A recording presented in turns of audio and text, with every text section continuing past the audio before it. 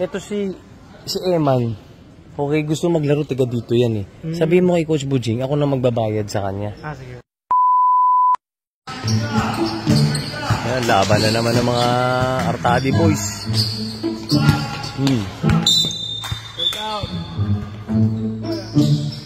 Mga kabso. Tingnan nyo, si Eman oh. Nanonood lang si Eman oh. Tanungin natin, pati siya kasali. Ako naman to si Eman oh. Kasama niya yung kanyang bike. Ang cute ni Eman eh. Eman, sabi ko sa kanya mga kabs, ba hindi siya naglalaro? Matututo siya ng basketball. Pero sabi niya Eman, kasi nga may bayad. Eman, tama ba? May bayad to. Kasi kilala ko coach na ito eh. Pero sabi ko Eman, ako na sasagot ng bayad. Mag-practice ka dito. Pa Tuesday, Thursday. Ha? Kasi di ba ang mama mo nagtatrabaho dito, helper ng isang bahay, di ba? Oh, tamo si Eman ba ito? Dito lang siya, walang cellphone niya, ngayon. Nanonood lang siya, gusto niya maging basketball, gusto niya matuto sa basketball clinic. Eman, promise, ako magbabayad niyan, ha? Ha, mag-practice ka mabuti. Okay, gusto ko itang gumaling at talunin mo si Santi. Ha, wag papakilala kita sa coach, ha? Baka maya pakilala kita kay coach. Gano'n nakatagal mama mo rito nagtatrabaho? Hindi mo na maalala. Bata ka pa, nandiyan ka na? Bago ka lang pumunta rito.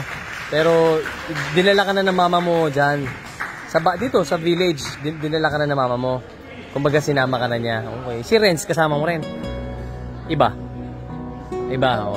So, ikaw lang mag-isang anak ng mama mo na nagkatrabaho dito. Dalawa kayo. Okay. So, mama niya nga, helper sa isang bahay dito.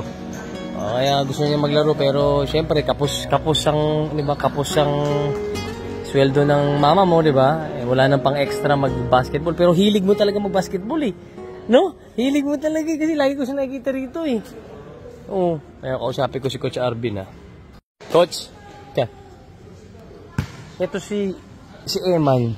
Okay, gusto maglaro, taga dito yan eh. Sabihin mo kay Coach Bujing, ako na magbabayad sa kanya. Sige.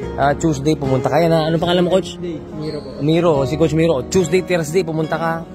O yan, kawawa naman, di ba? Nanonood lang. Dahil, di ba, sabi niya, wala raw siya pang bayad. Sabi ko, sagot ko na ang bayad. Okay, Eman.